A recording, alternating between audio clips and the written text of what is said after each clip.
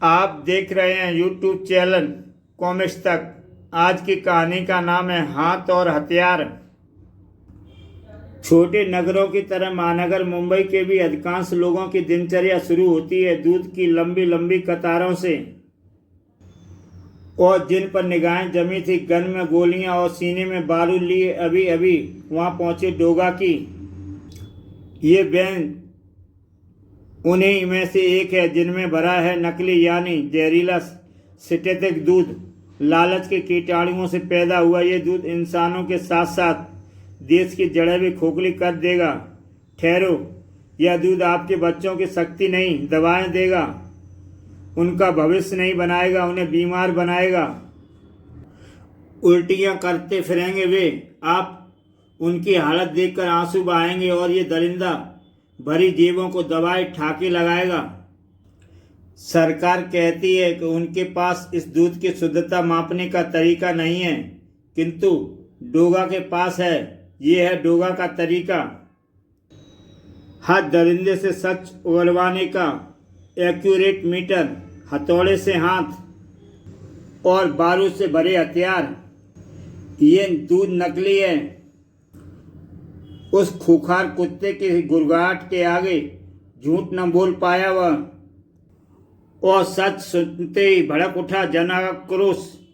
डोगा, इस कमीने को हमारे हवाले कर दो। हाँ, ये हमारा अपराधी है, हमारे बच्चों के मुंह से दूध छीनने का गुनाहगार। तुमने ठीक कहा, और अगर ऐसे में अपराधी व गुंडों का निशाना भी पुलिस वाले ही बनने लगे तो मामला और भी शर्मनाक हो जाता है, जैसा कि सिपाही ताराचंद के मामले में हुआ। और इधर इंस्पेक्टर असलम मौजूद था कमिश्नर साहब के सामने। आज महानगर में सिंथेटिक दूध का आतंक बच्चे बच्चे की आंखों में देखा जा सकता है। आज महानगर में सिंथेटिक दूध का आतंक बच्चे की आंखों में देखा जा सकता है। इंस्पेक्टर असलम, शहर में अपराध सिर उठाए तो छवि पुलिस की बिगड़ती है। मामूली गुंडों द्वारा सिपाही ताराचंद का रिवॉल्वर छीनने की घटना उतनी ही सनसनीखेज है जितनी कि शर्मनाक तुम्हारे द्वारा उस गुंडे लंबू और उनके साथियों को गिरफ्तार न कर पाने की घटना। तुम्हारे कायरपन की वजह से वो गुंडे उस वक्त चले गए, मगर शीघ्र ही उस समय लौटे जब तुम अपने गर्लफ्रेंड हिना के साथ थे। यहाँ भी लंबू और उसके वही साथी तुम पर भारी पड़े और तुम्हारी मदद को डोगा ने, जो खुद भी अपराधी है, मगर एक बार फिर तुम कायर साबित हुए अपनी गर्लफ्रेंड हिना के सामने भी। गहन आश्चर्य मंडरा रहा था कमिश्नर सिन्हा की आंखों में। मुझे सख्त हैरानी है कि ट्रेनिंग के हर क्षेत्र में अव्वल रहने वाला एक सेलिब्रेट स्टूडेंट मामूली से गुंडों का मुकाबला न कर सका। मैंने उन गुंडों को गिरफ्तार कर लिया है सर। लंबू और उनके साथी जेके डेयरी प्रोडक्ट्स की मिल्क वैन में वहां पहुंचे थे, और सर मैं सिंथेटिक दूध के अपराधियों को भी जल्दी पकड़ लूँगा। मुझे उनकी कोई जल्दी नहीं है इंस्पेक्टर। मुंबई में दूध चाहे जहरीला भी पियो जाए, लेकिन बम्बई में डोगा की जहरीली आवाज़ न सुनी जाए। दूध से चाहे कितने भी बच्चे मरें और अपराधी पलें, डोगा को नहीं पलने देगा। मैंने और मेरी फोर्स के किसी भी जवान ने जो कि उसकी खिलाफत करेगा वह अपनी तरक्की कराएगा। जो उसके साथ चलेगा वह इंस्पेक्टर चीता की तरह पुलिस फोर्स से जाएगा। हैरानी से खड़े सुनता रहे असलम, और कमिश्नर के चुप होने के बाद यस सर बोलकर सलाम ठोककर दिमाग में घुस गए तूफान को सिर हिलाकर झटकने की कोशिश करता वहां से निकल गया और पूछताछ के लिए पहुंचा जेके ऑफिस में। हर इंसान के साथ पेट जुड़ा है, जिसे भरने के लिए दौलत चाहिए होती है, और दौलत तुम चाहो तो तुम्हारी हो सकती है। तुम मुझे नहीं खरीद सकते जेके, मैं तुमसे जल्दी ही गिरफ्तार करूंगा। लॉन जिम जिनकी नींव रखी अदरक चाचा ने, और आज उस नींव पर बनी इमारत को संभाले था सूरज, ऐसे नहीं पकड़ते। गोल्डा बेंच प्रेस एक्सरसाइज में जरा सी भी चूक जिंदगी भर का रोग बन जाती है। ध्यान रहे, सावधानी हर पल जरूरी है। सॉरी सूरज। और तब जिम में उसे देखकर बेहतर चौंक पड़ा सूरज। इंस्पेक्टर असलम, जिससे मैं डोगा के रूम में मिल चुका हूँ, मगर यह जिम में क्या करने आया है? कहीं मेरी कोई चूक तो इसे यहाँ नहीं ले आई? कहीं ये डोगा की तलाश में तो नहीं आया? मेरा नाम असलम है, मुझे अदरक चाचा से मिलना है। ओह, और मैं बेकार ही डर गया था। यह समय अदरक चाचा की नवाज का है। नवाज अदा करके उठे अदरक चाचा। तो अदरक चाचा, ये असलम है और आपसे मिलना चाहते हैं मुझसे, मगर क्षमा चाहता हूँ अदरक चाचा की वर्दी में ही चला आया। दरअसल कल ड्यूटी ज्वाइन करने के बाद से ही काम में ऐसा फंसा हूँ कि आपके पास भी ना आ सका। दरअसल मैं इनका बेटा हूँ। अफसा।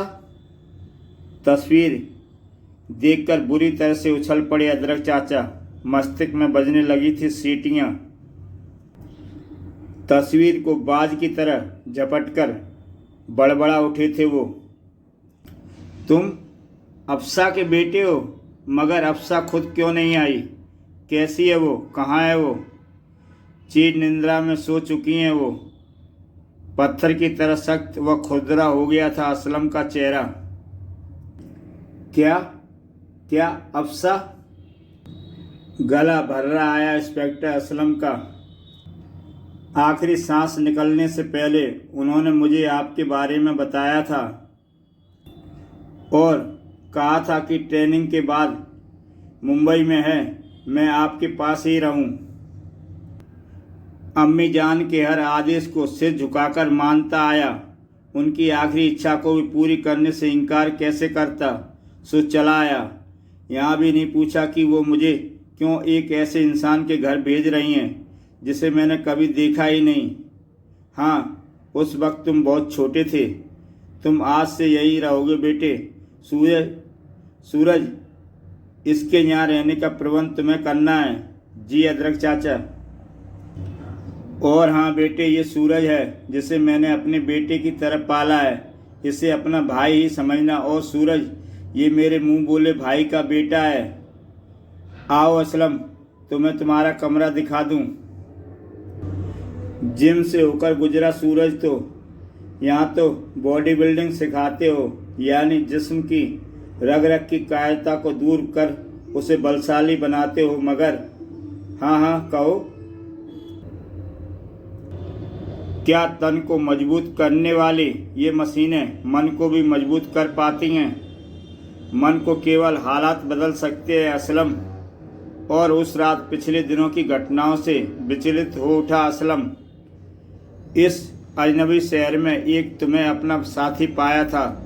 तुम भी दूर हो जाओगी तो टूट जाएगा तुम्हारा असलम, है ना? टूट जाएगा वो। एकदम ही कमरे में हुई हल्की सी आहट से चौंक पड़ा असलम। कमरे में कोई है।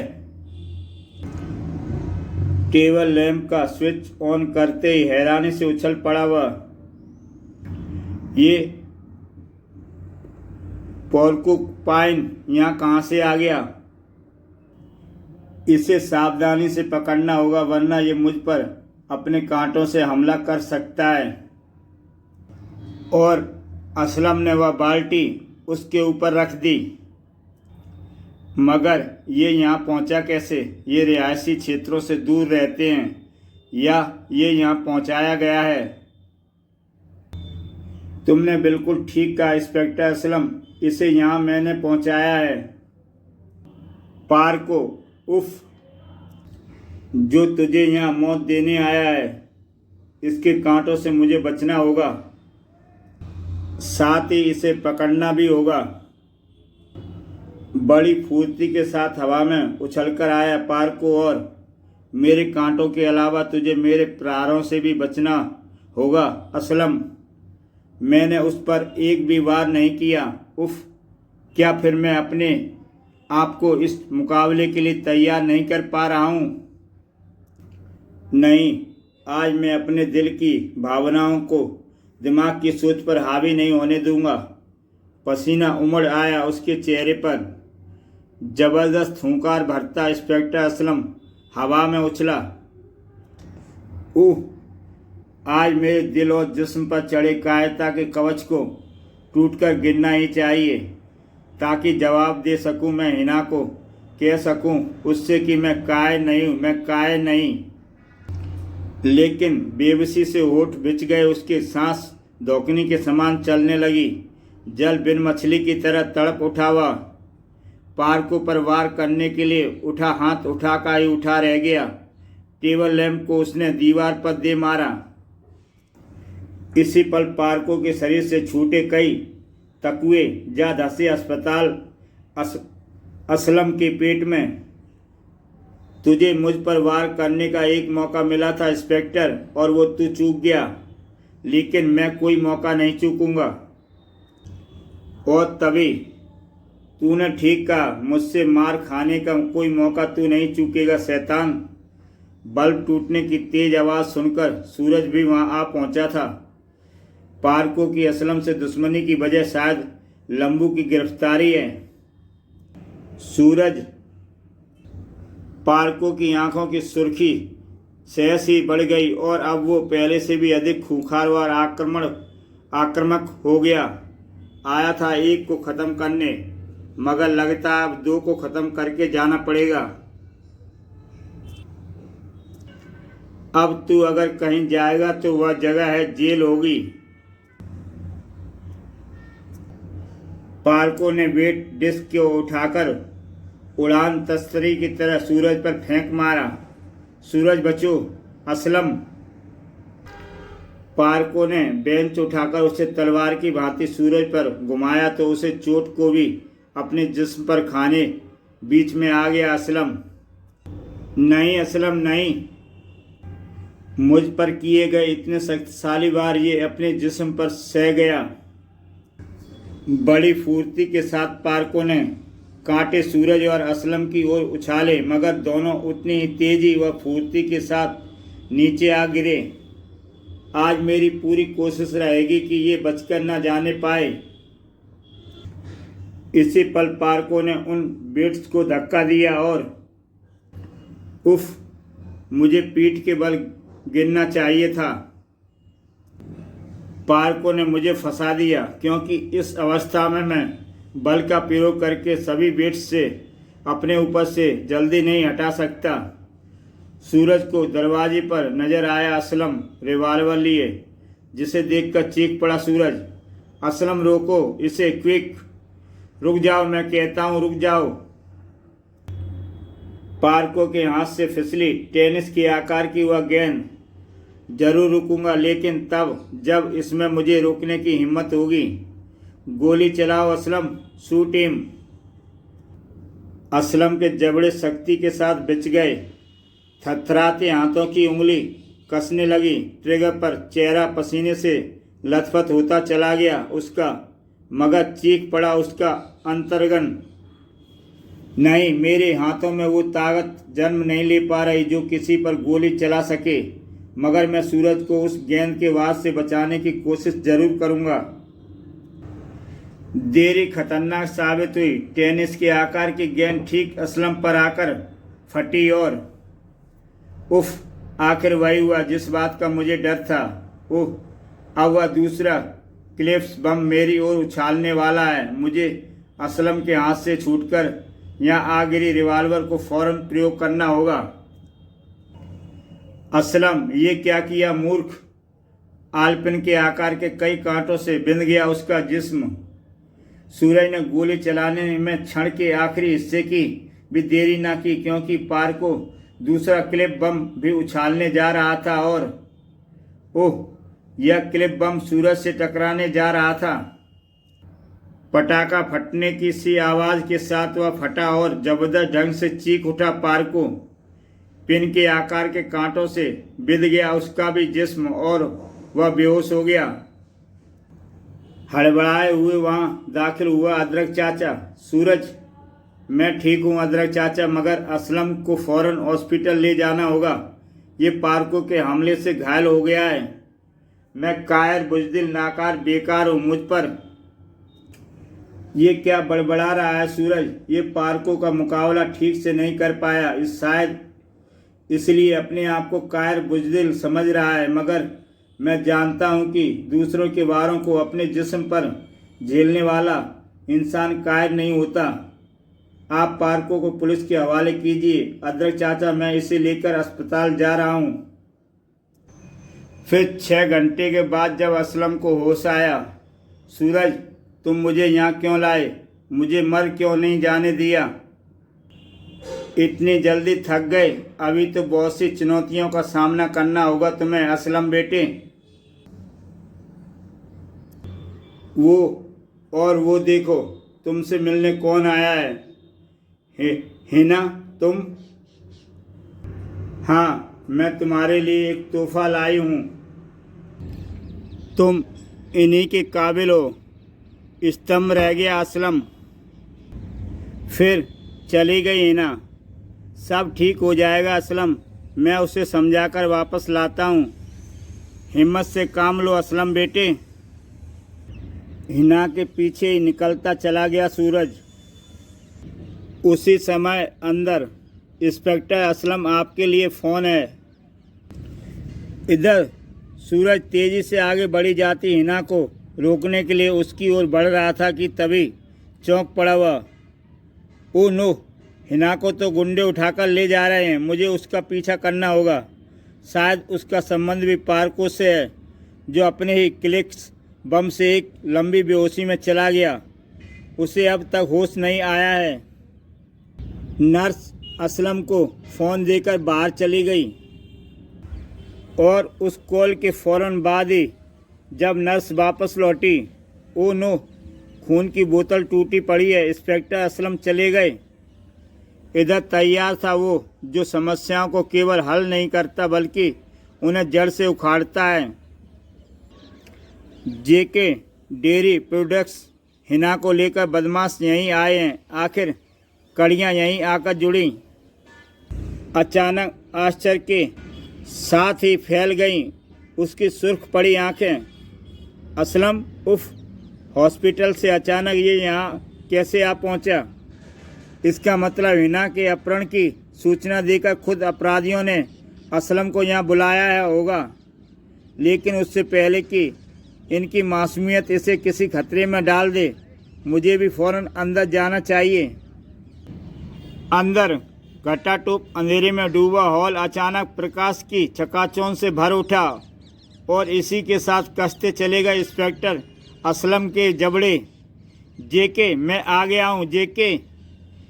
इंस्पेक्टर असलम, अगर तुम पहली बार ही मान जाते तो शायद पार्कों के हाथों तुम्हारी ये हालत ना होती और ना ही हमें हिना को यहाँ लाना पड़ता। मगर तुम्हारे कारण होने वाले अपने नुकसान को हम बर्दाश्त नहीं कर सके, इसलिए अब तुम्हें यहाँ लाने के लिए हमें ये रास्ता चुनना पड़ा। असलम, इंस्पेक्टर असलम, अपना रिवाल्वर तुम्हें हमें देना होगा और इस काम के लिए तुम्हारे पास है केवल उतने मिनट जितनी देर में उस चैम्बर की दोनों दीवारें आपस में ना मिल जाएं। लीवर ऑन कर दे सेट्टी। बिना एक भी शब्द बोले रिवाल्वर को जेके के सामने फर्श पर उछाल दिया उसने, जिसे जेके ने रूमाल की मदद से उठा लिया था। इस रिवाल्वर से अब मैं तुम्हारी हत्या करूंगा और सभी से समझेंगे कि अपने कायरपन से घबराकर तुमने आत्महत्या कर ली है, क्योंकि रिवाल्वर पर तुम्हारी ही उंगलियों के निशान होंगे। इधर चैम्बर की दोनों दीवारें हिना को सैंडविच बनाने में आगे बढ़ रही थीं।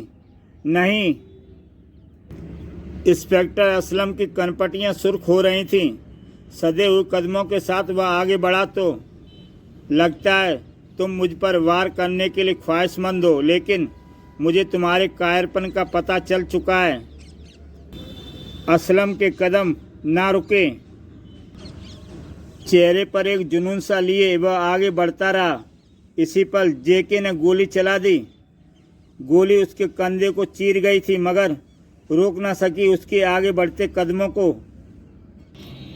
चेहरे पर हिंसक भाव लिए जेके निकट आ पहुंचा। असलम उसके चेहरे पर दरिंदगी सी टपकने लगी थी।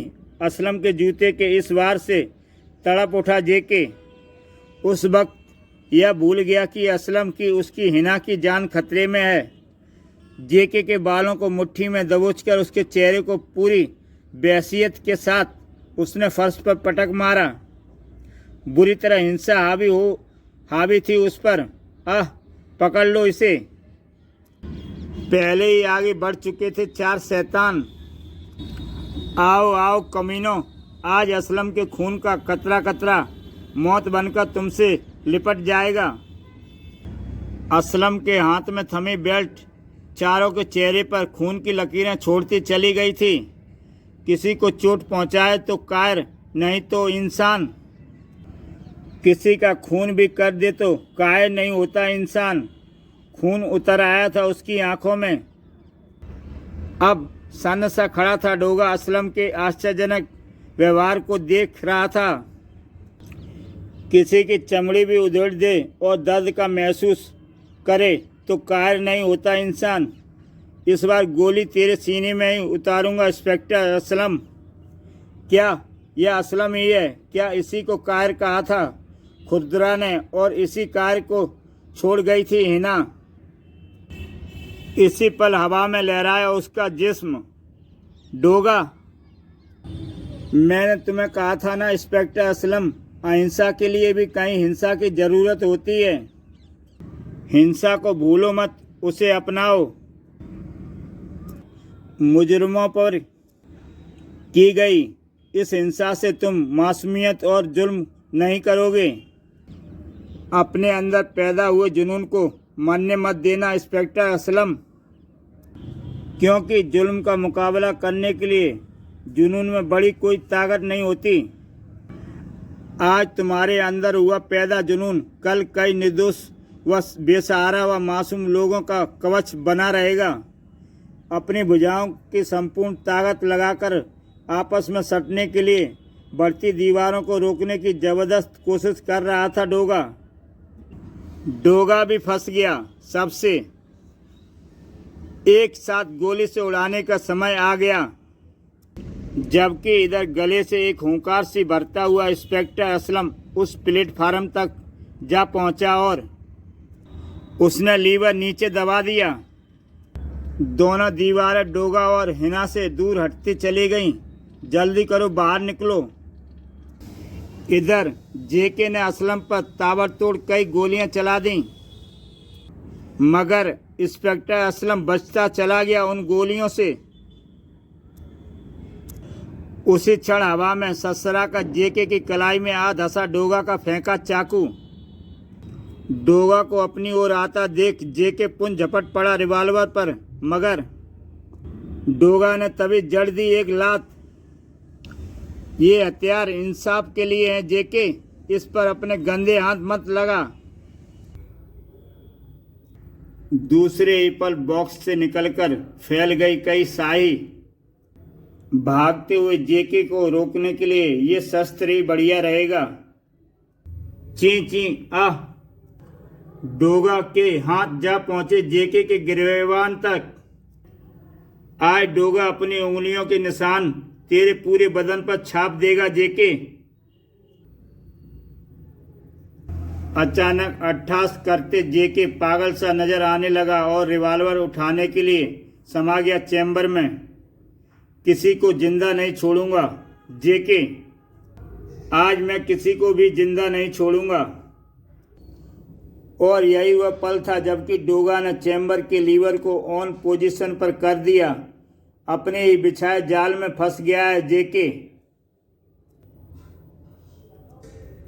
गूंज उठी जेके के मर्मंत आखिरी चीख। चैम्बर की दोनों दीवारों से पिसकर रह गया था उसका जिस्म।